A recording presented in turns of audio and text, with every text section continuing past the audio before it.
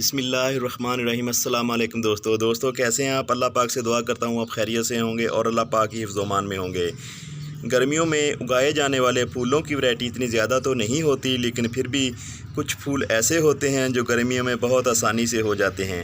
इनकी खूब ग्रोथ होती है। इनमें से एक का नाम है ज़ीनिया।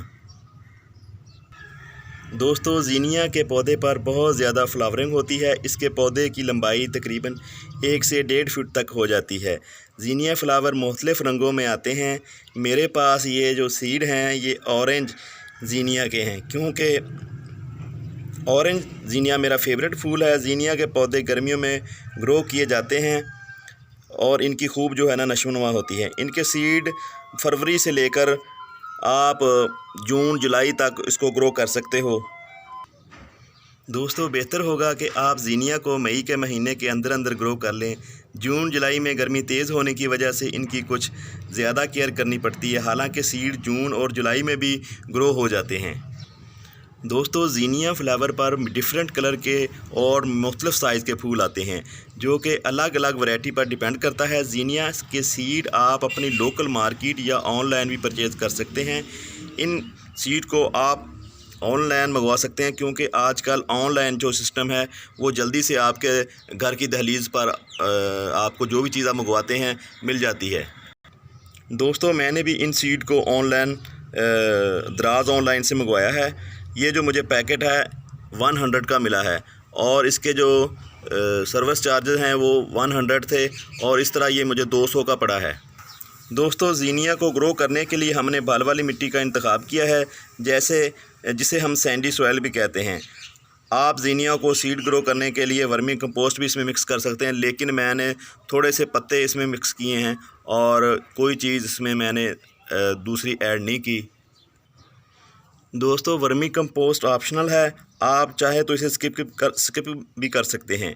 ज़ीनिया के बीज वर्मी कंपोस्ट के बगैर भी अच्छे ग्रो हो जाते हैं। बीज को बोने से पहले आप मिट्टी में अच्छी तरह पानी दे दें, ताकि जब हम अपने सीड को जो ऊपर रखें, जैसे बाज़-औक़ात हम ऐसे ही सीड लगा देते हैं तो ऊपर से पानी देते हैं तो हमारे जो सीड हैं वो आगे पीछे हो जाते हैं और इससे हमारा जो ग्रो रेट है वो कम आता है और हमारे सीड जिस तरह हम तवक्को कर रहे होते हैं अपने रिज़ल्ट की, उस तरह प्रॉपर हमें रिज़ल्ट मिल नहीं पाता। इसलिए आप पहले पानी दे दें, उसके बाद सीड को जो है ना अपने पोजीशन पे रखें, डिफरेंट पोजीशन पे।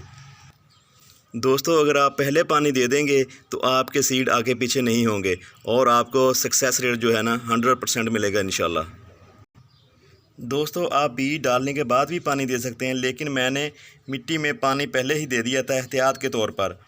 अब अपने सीड को इस तरह थोड़े थोड़े करके जो है ना थोड़े थोड़े वक्फे से जनाब इसको फैलाते हैं।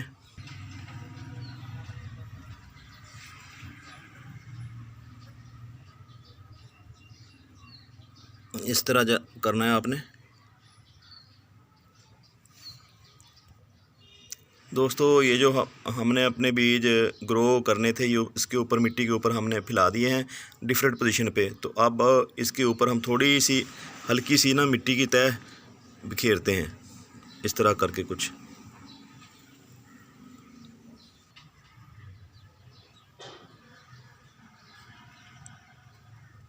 अगर अब हम इसके ऊपर पानी ना भी दें तो ये नीचे से जो है ना नमी, जैसे कि मैंने बताया आपको, मैंने पहले पानी दे दिया था, उस पानी की वजह से ये ऊपर वाली भी मिट्टी भी नम हो जाएगी और जो सीड हैं वो हमारे नमी पकड़ जाएंगे और इंशाल्लाह इनका जो ग्रोथ रेट, इनका जो कहना सक्सेस जो रेट है वो इंशाल्लाह काफ़ी अच्छा आएगा, बेहतर आएगा।